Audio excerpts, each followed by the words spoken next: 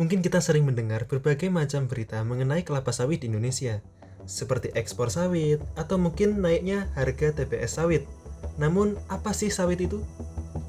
Sawit atau bahasa latinnya Elais guinensis adalah tumbuhan industri atau perkebunan penghasil banyak produk sawit, seperti minyak, kosmetik, coklat, biodiesel, sampo, dan lain-lain.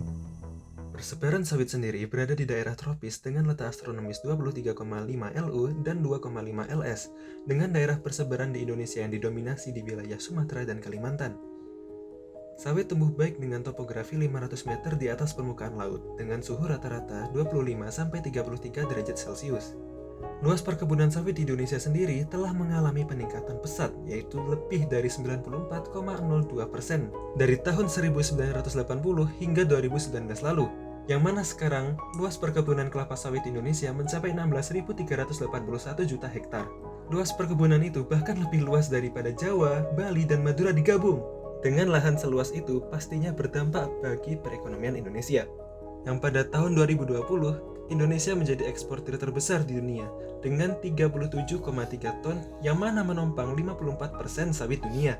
Dampak sosial dari sawit ini juga terlihat, di mana industri ini menyerap sebanyak 8,2 juta lebih tenaga kerja.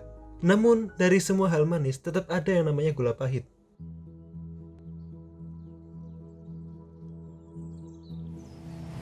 Menurut saya jadi ada segi negatif dan segi positif. Tidak tahu. Menurut saya sawit memiliki kekurangan. Perkembangan kelapa sawit di Indonesia memiliki Membukakan lapangan pekerjaan sehingga mengurangi pengangguran di Indonesia. Cuman ada negatifnya, Musuh dalam selimut karena semakin marak yang menggunakan biodiesel tersebut, semakin banyak juga hutan yang ditebangi dan dibakar untuk sawit. banyak sekali penebang-penebang liar lahan yang luas semakin lebar. dan dampaknya adalah merusak habitat hewan.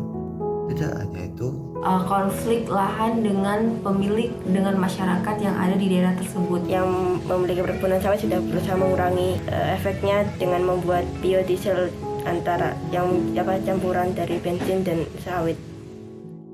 Gula pahit dari perkembangan sawit yang paling terlihat adalah berkurangnya biodiversitas pada suatu wilayah.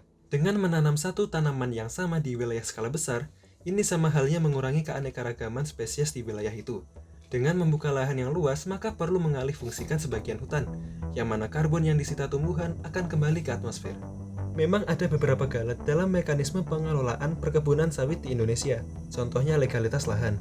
Namun dengan hal-hal tersebut bukan berarti alternatif sawit jauh lebih baik dari sawit. Jika kita selalu mencari-cari keburukan dalam suatu komoditas seperti sawit, memang akan ujung-ujungnya ke masalah lingkungan. Sesungguhnya tidak ada solusi konkret untuk masalah seperti ini.